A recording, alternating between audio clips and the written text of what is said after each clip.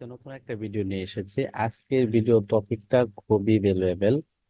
যারা আমরা Google ads manager account create করেছি বা গুগল অ্যাডস অ্যাকাউন্ট খুলেছি ইতিমধ্যে, আপনারা জানেন যে আপনি ডিসপ্লে নেম জিমেইলের নেমের সাথে আপনার গুগল অ্যাডস ম্যানেজার নামটি যদি অটোমেটিকলি হয়ে যায়, তাহলে আপনার এই গুগল অ্যাডস ম্যানেজার অ্যাকাউন্টের নামটি কিভাবে পরিবর্তন করবেন।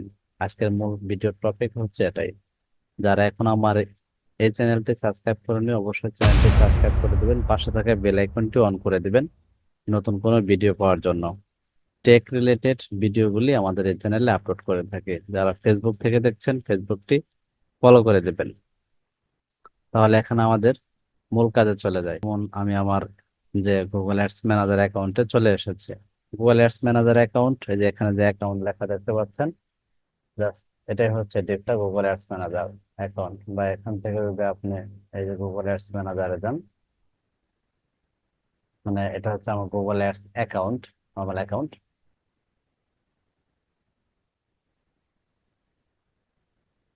দেখতে পাচ্ছেন এটা হচ্ছে আমার গুগল অ্যাডস অ্যাকাউন্ট, এটা হচ্ছে ম্যানেজার অ্যাকাউন্ট।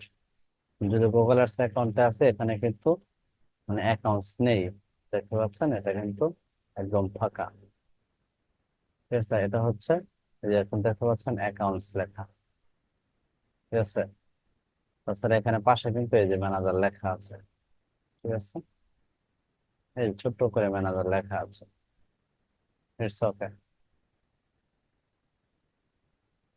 সো আমরা এই অ্যাকাউন্টের আমাদের যে এখানে এই যে নামটি শো করছে, যদি এই নামটি কেউ এডিট করতে চান, যে উপরে কিভাবে বুঝবো সহজে এই নামটি এডিট করার জন্য, সবার প্রথমে আমরা চলে যাবো যে অ্যাডমিন সেকশন। অ্যাডমিন হচ্ছে এই আপনার অ্যাকাউন্টের যাবতীয় সেটিংস এর, ঠিক আছে, মেন অ্যাডমিন।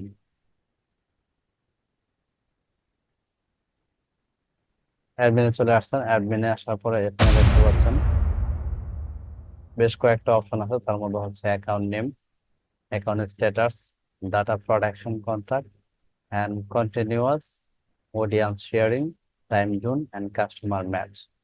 অর্থাৎ তার মধ্যে প্রথম যে অংশটা দেখতে পাচ্ছেন এখানে, এখানে প্রথম অপশনটা ড্রপ ডাউন বাটন আছে।